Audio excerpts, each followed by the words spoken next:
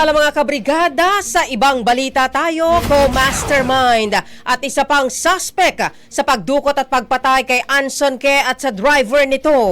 Arestado ng PNP sa isang resort sa Boracay. Brigada Kath Austria, ibrigada mo. Brigada Live Report. Hawak na ng Philippine National Police ang itinuturing na co-mastermind at isa pang suspect sa pagdukot at pagpatay sa steel magnet na si Anson Ke at kanyang driver.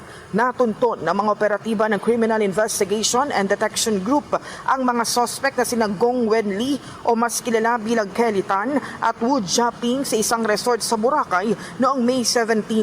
Maalalang si Kelly Tan ay mayroong 10 milyon na patong sa ulo.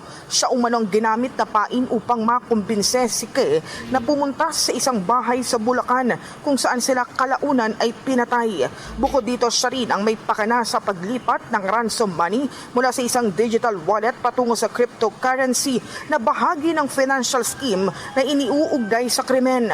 Nauna nang naaresto ang itinuturing na mastermind sa pagpatay na si David Tanyao at dalawa pang iba pa na sina Ricardo Austria at Raymart Katekista. In the heart of changing lives, ako si Brigada Kath Austria ng 105.1 Brigada News of Manila, The Music and News Authority. Ang bahaging ito ay hatid sa atin ng Drive Max Coffee. Ligayang tuloy-tuloy.